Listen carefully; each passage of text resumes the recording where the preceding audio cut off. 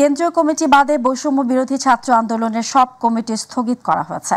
বিকেলে এক জরুরি সংবাদ সম্মেলনে ঘোষণা দেওয়া হয়। এ সময় সংগঠনের সভাপতি রিফাত রশিদ জানান, বৈষম্যের ব্যানারকে কলুষিত করার জন্য ব্যবহার করছে, নামে বেনামে অনেক ষড়যন্ত্র হচ্ছে। তাই কেন্দ্রীয় কমিটি বাদে সারা দেশের সব কমিটি স্থগিত করা হলো। কার্যক্রম কিভাবে চলবে বসে সিদ্ধান্ত নেওয়া হবে। যারা এ ব্যানারে থেকে কাজ করতে চান তারা অর্থনৈতিক কোনো সুবিধা পাবেন না উল্লেখ করে বৈষম্যের ব্যানারে যারা অপকর্ম করবে আইন শৃঙ্খলা বাহিনীর প্রতি তাদের বিরুদ্ধে অ্যাকশন নেওয়ার আহ্বান জানান রিফাত রশিদ।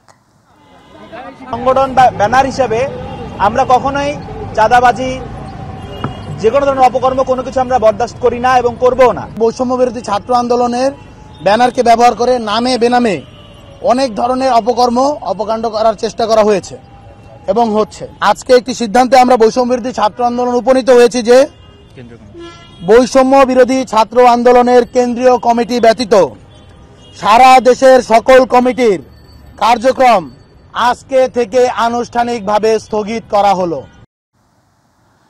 রাজধানীর গুলশান এলাকায় সাবেক সংসদ সদস্যের বাসায় চাঁদাবাজির অভিযোগে বৈষম্য বিরোধী ছাত্র আন্দোলনের নেতা সহ গ্রেপ্তার 4 জনের 7 দিনের রিমান্ড দিয়েছে আদালত। ঢাকার অতিরিক্ত chief metropolitan magistrate Mohammad Ziadur Rahman শুনানি শেষে তাদের রিমান্ড মঞ্জুর করেন। রিমান্ডে যাওয়া আসামিরা হলেন বৈষম্য বিরোধী ছাত্র আন্দোলনের সম্মিলিত বেসরকারি বিশ্ববিদ্যালয়ের ভারপ্রাপ্ত আহ্বায়ক আব্দুর রাজ্জাক রিয়াদ, সদস্য সাকাদাউন সিয়াম, সাদমান সাদাব ও মোহাম্মদ ইব্রাহিম হোসেন। বেলা 4টার পর তাদের আদালতে হাজির করে মামলার তদন্ত কর্মকর্তা গুলশান থানার পরিদর্শক মোখলিসুর রহমান অভিযোগের সুষ্ঠু তদন্তের স্বার্থে প্রত্যেকের 10 দিন করে রিমান্ড আবেদন করেন। আসামি পক্ষের আইনজীবী রিমান্ড বাতিল ও জামিন চেয়ে শুনানি করেন। উভয় পক্ষের শুনানি শেষে আদালত তাদের জামিন আবেদন নাকচ করে রিমান্ডের এ আদেশ দেন। এর আগে রোববার সিদ্দিক আবু জাফর বাদী হয়ে গুলশান থানায় চাঁদাবাজির মামলা করেন।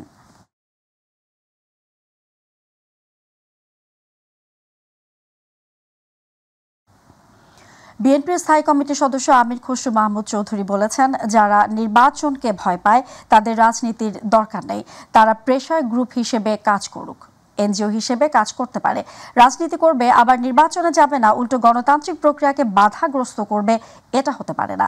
আজ ডিআরইউ ভাসানী জনশক্তি পার্টি ও ভাসানী অনুসারী পরিষদের উদ্যোগে এক আলোচনা সভায় আমির খসরু মাহমুদ এসব কথা বলেন। কিছু লোক শুরু করেছে নির্বাচন বিরোধী কর্মকাণ্ড, গণতন্ত্র বিরোধী কর্মকাণ্ড। যে সমস্ত দেশে এই সমস্ত কর্মকাণ্ড বেশি দিন চলেছে সেই দেশগুলোতে গৃহযুদ্ধ হয়েছে, সেই দেশগুলোতে অশান্তি হয়েছে, বিভাজন হয়েছে, সেই দেশগুলো আর এগুতে পারে না। অর্থাৎ বিপ্লব ফেল করেছে। আমরা কি বিপ্লব ফেল করতে চাই? না চাইলে তো আপনি যাদের জন্য যুদ্ধ করলাম, যাদের মালিকেরা নিয়ে এতদিন কথা বললাম, তাদের মালিকেরা দিতে এত কষ্টের কি আছে এখানে?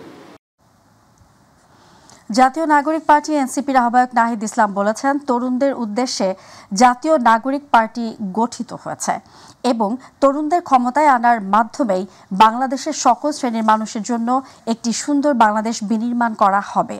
জুলাই অভ্যুত্থান বাংলাদেশের স্বাধীনতা সংগ্রামের পর সবচেয়ে বড় গণ অভ্যুত্থান বলে মন্তব্য করে নাহিদ ইসলাম বলেন, শেখ হাসিনার সময় দেশের টাকা লুট করে ফ্যাসিস্ট সরকারের সন্ত্রাসী নেতাকর্মীরা দেশ ছেড়ে পালিয়ে গেছে। নেত্রকোনায় এনসিপির পথসভায় এ মন্তব্য করেন দলটির আহ্বায়ক।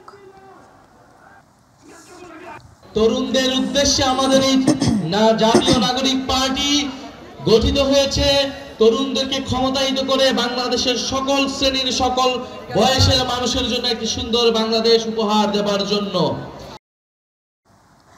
যে কোনো মূল্যে 31 জুলাইয়ের মধ্যে মৌলিক সংস্কারের বিষয়ে রাজনৈতিক দলগুলোর সঙ্গে ঐকমত্য কমিশন সংলাপ শেষ করতে চায় বলে জানিয়েছেন কমিশনের সহ সভাপতি আলী রিয়াজ। রাজধানীর ফরেন সার্ভিস একাডেমিতে ঐকমত্য কমিশনের সভার গুরুত্ব দিয়ে তিনি বলেন, ইতিমধ্যে জাতীয় সনদের খসড়া তৈরি করেছে কমিশন, আগামীকালের মধ্যে সেগুলো রাজনৈতিক দলগুলোর কাছে পাঠানো হবে বলেও জানান আলী রিয়াজ। এসএমআইফের রিপোর্ট। রাজধানীর ফরেন সার্ভিস একাডেমিতে রাজনৈতিক দলগুলোর সঙ্গে 19তম দিনের মতো ঐকমত্য কমিশনের বৈঠক চলছে। আলোচ্য বিষয়ের মধ্যে রয়েছে রাষ্ট্র পরিচালনার মূলনীতি, নাগরিকদের মৌলিক অধিকার সম্প্রসারণ প্রস্তাব ও পুলিশ কমিশন। এছাড়া অমীমাংসিত অন্য বিষয়েও আলোচনা হওয়ার কথা রয়েছে। একজন আইনজীবী বৈঠকের শুরুতে কমিশনের সহসভাপতি আলী রিয়াজ জানান, এ পর্যন্ত 10টি বিষয়ে ঐকমত্যে পৌঁছেছে দলগুলো। 10টি বিষয়ে আমরা এক ধরনের ঐকমত্যে এসেছি, কিছু নোট অফ ডিসেন্ট আছে, 7টি বিষয়ে আলোচনার অসমাপ্ত পর্যায়ে আছে, কিন্তু আলোচনা হয়েছে 3টি বিষয়ে, এখন পর্যন্ত কোনো আলোচনাই হয়নি। সেই সমস্ত বিবেচনা থেকেই আজকে আমরা একটি পূর্বালোচিত বিষয় রেখেছি, 2টো অনালোচিত বিষয় রেখেছি। তিনি জানান, সোমবারের মধ্যে দলগুলোর কাছে জাতীয় সনদের খসড়া পাঠানো হবে। সনদের যে প্রাইমারি টেক্সট, শুধুমাত্র ওইগুলি বাদ দিয়ে, যেগুলোতে একমত হয়েছে সেগুলো বাদ দিয়ে, তার বাইরে যে ভূমিকা এবং কমিটমেন্টের জায়গাগুলো, তার একটা খসড়া কমিশন তৈরি করেছে এবং কমিশন আগামীকালের মধ্যে সকল রাজনৈতিক দলের কাছে এই খসড়া প্রেরণ করবে আপনাদের বিবেচনার জন্য। আমরা মনে করি আপনারা আলাদা আলাদাভাবে মতামত দিলে সেগুলো সন্নিবেশিত করা হবে। আমরা খসড়া নিয়ে এখানে আলোচনা করব না এই কারণে, যেগুলো শব্দের ব্যাপার। যদি বড় রকমের মৌলিক কোনো আপত্তি ওঠে তাহলে আমরা ফ্লোরে আনবো, না হলে আনবো না। এ মাসের মধ্যেই মৌলিক সংস্কারের বিষয়ে কমিশন সংলাপ শেষ করতে চায় বলেও জানান আলী রিয়াজ। জাতীয় সনদ স্বাক্ষরের জন্য হয়তো আমরা একটা অন্য দিন বরাদ্দ করতে পারি, কিন্তু আমাদের আলোচনার যে কোনো প্রক্রিয়া 31শে জুলাইয়ের মধ্যে সমাপ্ত করতে হবে। SM আরিফ, মাই টিভি, ঢাকা। দর্শক, এই মুহূর্তে ফরেন সার্ভিস একাডেমিতে আছেন সহকর্মী SM আরিফ। আমরা সরাসরি যুক্ত হচ্ছি তার সাথে। আরিফ, ফরেন সার্ভিস একাডেমিতে তো ঐক্যমত্য কমিশনের বৈঠক আলোচনা চলছে, তো এই বৈঠক ও আলোচনার বিষয়বস্তু নিয়ে আর কি তথ্য আছে আপনার কাছে, আমাদেরকে জানান।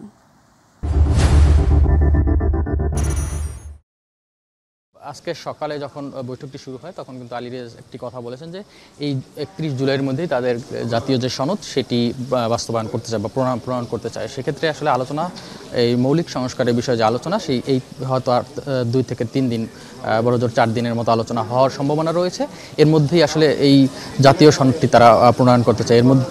এরই মধ্যে জানেন যে আলী রিয়াজ বলেছেন যে তারা এই কমিশন কিন্তু একটি খসড়া প্রণয়ন করেছেন, আগামীকালকেই সব দলগুলোর কাছে সেই খসড়া, জাতীয় সনদের খসড়া প্রণয়ন করবে। আজকের যে আলোচনাগুলো হয়েছে এর মধ্যে 2টি বিষয়ে এখন পর্যন্ত ঐক্যমত হয়েছে। এখন পর্যন্ত একটি আলোচনা কিন্তু চলমান রয়েছে, সেটি হলো জাতীয় সংসদের যে নারী যে আসনগুলো রয়েছে সেই আসনের বিষয়ে কিন্তু এখন আলোচনা চলছে।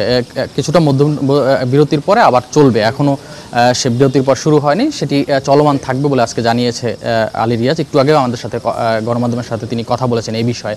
তিনি জানিয়েছেন যে যেহেতু কম সময় আছে সেহেতু আসলে আলোচনা যতটা সম্ভব এগিয়ে নেওয়া যায়, সে কারণে আসলে এই সময়টা দীর্ঘ সময় ধরে আলোচনা চলছে। তো যে বিষয়টি বলছিলাম যে এই যে জাতীয় সংসদে নারী আসনের এই বিষয়টি নিয়ে আগেও আলোচনা হয়েছে, আজকেও এখনও আলোচনা চলছে।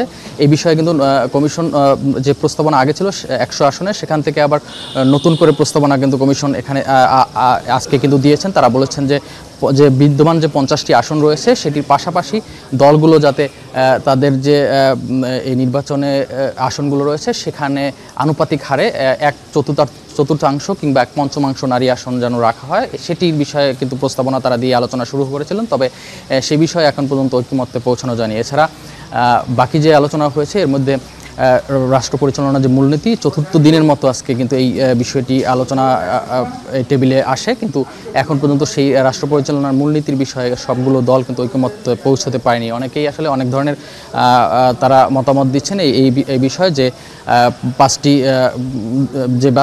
মূলনীতি তারা যোগ করার কথা বলছেন যে কমিশন, সেখানে আসলে তারা বিভিন্ন ধরনের মত দিচ্ছেন। কেউ বলছেন 5ম যে সংশোধনী রয়েছে সেই সংশোধনীর সাথে সামঞ্জস্য রেখে এই 5টি সেখানে যোগ করার কথা অনেকেই বলছেন, বা অনেকে আবার বলছেন, বিশেষ করে এনসিপি বলছেন যে আগের যেগুলো ছিল মূলনীতি সেগুলো বাদ দিয়ে এই 5টিকেই রাখা হোক।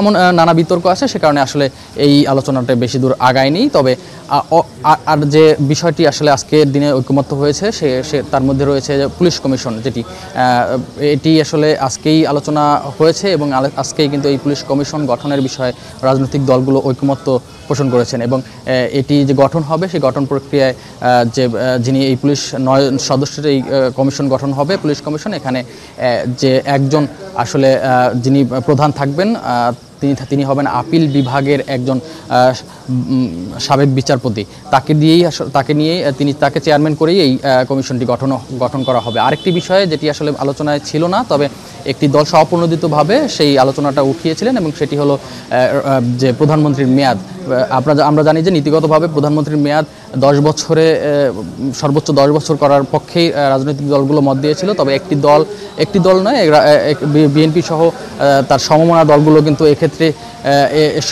এক্ষেত্রে বলেছিলেন যে এনসিপির মতো যে প্রতিষ্ঠান, সেই প্রতিষ্ঠানের করার ব্যাপারে যদি ছাড় দেওয়া হয় তাহলে এটি তারা করতে রাজি আছেন, এরকম একটি শর্ত কিন্তু তারা তখন দিয়েছিলেন। তবে সেই আজকে কিন্তু বিএনপি স্বপ্রণোদিতভাবে সেটি উঠিয়েছেন এবং তারা বলেছেন যে প্রধানমন্ত্রীর মেয়াদ সর্বোচ্চ 10 বছরের ব্যাপারে তারা কিন্তু কোনো শর্তহীনভাবেই কিন্তু তারা একমত হয়েছেন। আজকের এই বিষয়টিতে তারা একমত হয়েছেন। তো এই ছিল আসলে আমার কাছে এই রাজধানীর ফরেন সার্ভিস একাডেমি থেকে এতক্ষণ আমাদের সঙ্গে সরাসরি যুক্ত ছিলেন সহকর্মী SM আরিফ। অর্থ বছরের প্রথম একনেক সভায় 12টি প্রকল্পের অনুমোদন দেওয়া হয়েছে। প্রকল্পগুলো বাস্তবায়নে খরচ হবে 8,149 কোটি 38 লাখ টাকা। এর মধ্যে সরকারি অর্থায়ন 8,058 কোটি 77 লাখ টাকা, বৈদেশিক ঋণ 143 কোটি 33 লাখ টাকা এবং সংস্থার নিজস্ব অর্থায়ন 52 কোটি 72 লাখ টাকা। আজ চলতি 2025-26 অর্থ বছরের প্রথম একনেক সভায় সভাপতিত্ব করেন প্রধান উপদেষ্টা ও একনেক চেয়ারপারসন ডক্টর মোহাম্মদ ইউনুস। ওই সভায় অনুমোদনের জন্য উপস্থাপন করা হয় গৃহায়ন কর্তৃপক্ষের প্রস্তাবিত 36 জুলাই আবাসিক ফ্ল্যাট নির্মাণ শীর্ষক প্রকল্পটি। তবে প্রকল্পে প্রস্তাবিত বরাদ্দ নিয়ে সংশয় থাকায় একনেকে অনুমোদন দেওয়া হয়নি বলে জানান পরিকল্পনা উপদেষ্টা ডক্টর ওয়াহিদুদ্দিন মাহমুদ। তিনি বলেন, ব্যয় পরিমাপ করতে একাধিক মন্ত্রণালয়কে সমন্বয় করতে বলা হয়েছে। মুক্তিযুদ্ধ মন্ত্রণালয়ের অধীনে এ প্রকল্প তত্ত্বাবধান করা হবে। এটাতে হলো মিরপুরে আবাসিক ফ্ল্যাটের পরিকল্পনার একটা প্রস্তাব এসেছিল। এটা একটা ভালো উদ্যোগ বলে আমরা মনে করেছিলাম, কিন্তু আমরা এখন গ্রহণ করিনি। তার কারণ আমরা এটার কাগজপত্রগুলো দেখে আমাদের মনে হয়েছে এটার যথাযথভাবে খরচের মূল্যায়ন হওয়া উচিত টেন্ডারে যাওয়ার আগে। পদ্মা ব্যারেজ ও দ্বিতীয় পদ্মা সেতু বাস্তবায়নের জন্য রাজনৈতিক অঙ্গীকার সবচেয়ে বেশি প্রয়োজন বলে মন্তব্য করেছেন বিএনপি মহাসচিব মির্জা ফখরুল ইসলাম আলমগীর। তিনি বলেন, জনগণের মধ্য থেকে এই দাবি উঠে এলেই তা সম্ভব হবে। এছাড়া দেশের শীর্ষ অর্থনীতিবিদরাও এ বিষয়ে কথা বলেন। রাজধানীর মহাখালীতে পদ্মা ব্যারেজ ও দ্বিতীয় পদ্মা সেতু বাস্তবায়ন প্রয়োজনীয়তা শীর্ষক এই সেমিনারে অনুষ্ঠিত হয়। ইলিয়াস মাতবরের রিপোর্ট। মাত্র 29%। পদ্মা ব্যারেজ ও দ্বিতীয় পদ্মা সেতু বাস্তবায়ন প্রয়োজনীয়তা শীর্ষক সেমিনারটি আয়োজন করে পদ্মা ব্যারেজ ও দ্বিতীয় পদ্মা সেতু বাস্তবায়ন জাতীয় কমিটি। এ সময় বিএনপি মহাসচিব মির্জা ফখরুল ইসলাম আলমগীর বলেন, পদ্মা ব্যারেজের প্রয়োজনীয়তা অস্বীকার করার উপায় নেই। বাংলাদেশে যে পদ্মা ব্যারেজ এবং পদ্মা সেতু, এটার প্রয়োজনীয়তাটা এটা অস্বীকার করবার কোনো উপায় নেই। একই সঙ্গে যে জেলাগুলো আপনার এফেক্টেড, যে মানুষেরা এই সেতু বা ব্যারেজের জন্যে আপনার অপেক্ষা করছে, তাদের প্রয়োজনটা এটা আমরা এখানে উপলব্ধি করেছি। এই কাজগুলোর জন্য সবচেয়ে বেশি যেটা প্রয়োজন হচ্ছে পলিটিক্যাল কমিটমেন্ট। ব্যারেজ বাস্তবায়নের দরকার সাহসী ও দক্ষ রাজনৈতিক নেতৃত্ব, বলেন অর্থনীতিবিদ ও সাবেক তত্ত্বাবধায়ক সরকারের উপদেষ্টা ডক্টর হোসেন জিল্লুর রহমান।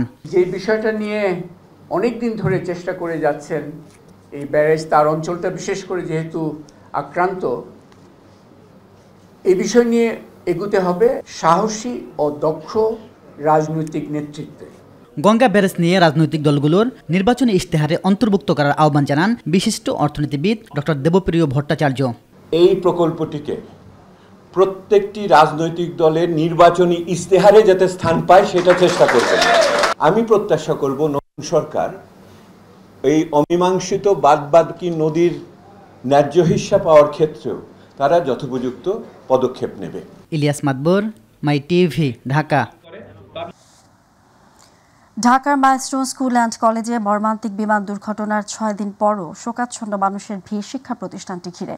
রবিবারও ভবনটির ধ্বংসাবশেষ দেখতে আসা শিক্ষার্থী, অভিভাবক এবং সাধারণ মানুষ বলছেন, এখনও সে মর্মান্তিক ঘটনার রেশ কাটেনি তাদের। এদিকে সকালে দুর্ঘটনাস্থল থেকে বিভিন্ন আলামত সংগ্রহ করেছে বিমান বাহিনীর একটি তদন্ত দল। পোড়া ভবনটির ধ্বংসস্তূপ এখনও যেন দাঁড়িয়ে আছে বিভীষিকার সেই মুহূর্তগুলো নিয়ে।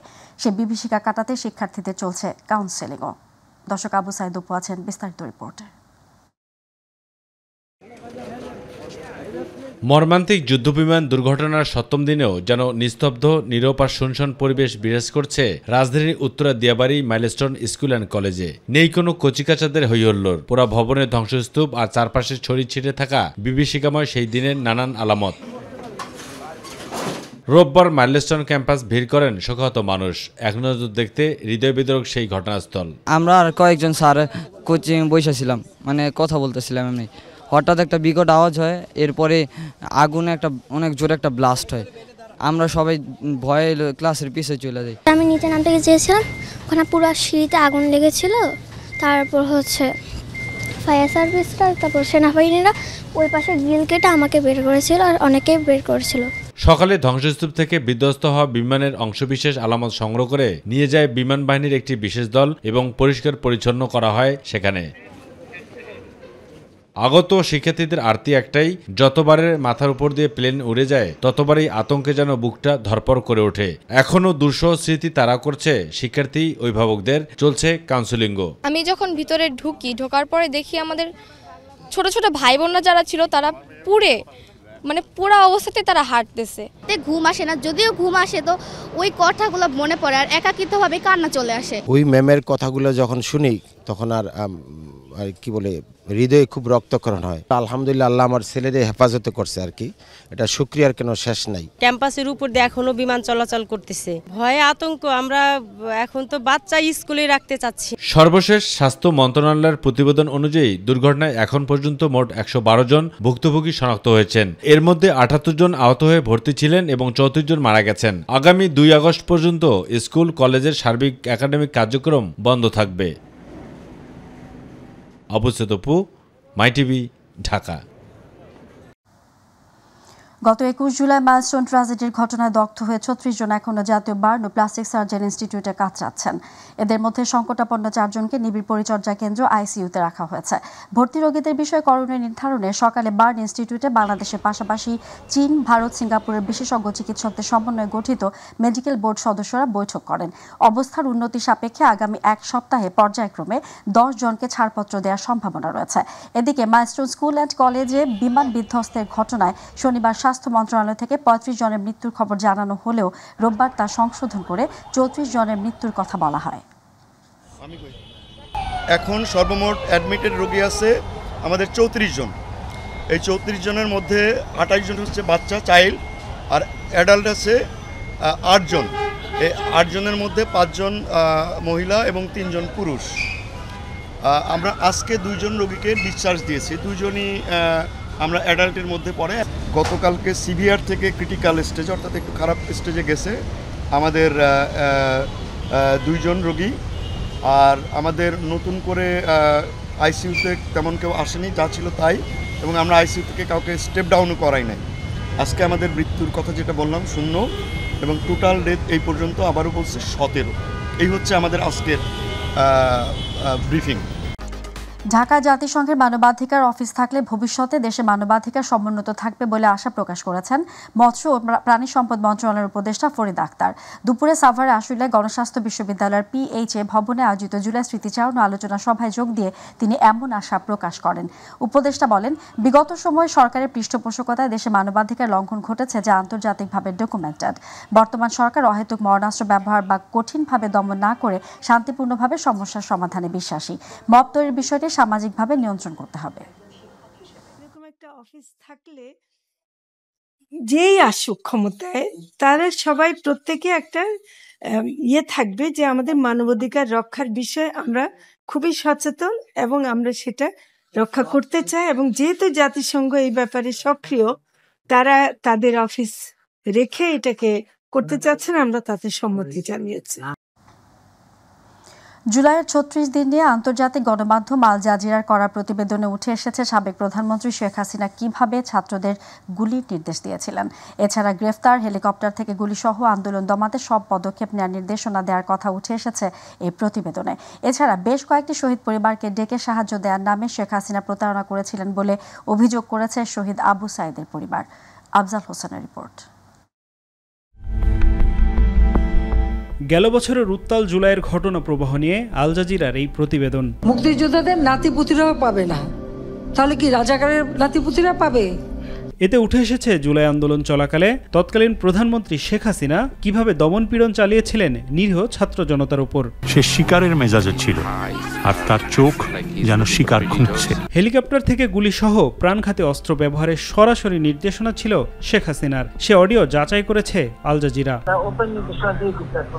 এখন লেখা লিখবেন ব্যবহার করবে, যেখানে পাবে সেটা গুলি করবে, ওটা বলা হচ্ছে। এখন আমি এতদিন বাধা দিয়ে রাখছিলাম, ওই যে স্টুডেন্টরা ছিল ওদের সত্যি কথা চিন্তা করে। এছাড়া প্রতিবেদনে উঠে এসেছে আন্দোলন নিয়ন্ত্রণে কিভাবে ছাত্রলীগকে ব্যবহার করা হয়েছিল। ক্যাম্পাসের পরিস্থিতি মোটামুটি স্বাভাবিক হয়ে আসছে, ছেলেদের হল অধিকাংশই ফাঁকা হয়েছে, তবে এরপরও ভিতরে পুলিশের সার্চ করতে হবে। আমাদের দলীয় সিনিয়ররা অনেকে প্যানিক হয়ে যাচ্ছিল, মানে কি করব ডিরেকশন দিতে পারতেছিল না, এই জন্য আজকে আপনাকে বারবার ফোন দিয়েছি, আপনি কিছু মনে করেন না। জুলাই আন্দোলনে প্রশাসনের তীব্র নজরদারি কিভাবে উপেক্ষা করেছিলেন তা জানিয়েছেন আন্দোলনের অন্যতম সংগঠক সাদিক কাইম। আমরা একটা অফলাইন নেটওয়ার্ক তৈরি করেছিলাম, আমরা কিছু এক্সট্রা ডিভাইস কিনে রেখেছিলাম এবং কিছু এক্সট্রা সিম, এবং আমরা যখন মিছিল করছিলাম সেই সময় হেলিকপ্টার থেকে হাসিনা এবং তার যে ল এনফোর্সিং এজেন্সি তারা আমাদের উপর গুলি করছিল। এর আগে বিবিসি তাদের প্রতিবেদনে শেখ হাসিনার হত্যার নির্দেশের অডিওর সত্যতা নিশ্চিত করে। আফজাল হোসেন, মাই টিভি, ঢাকা।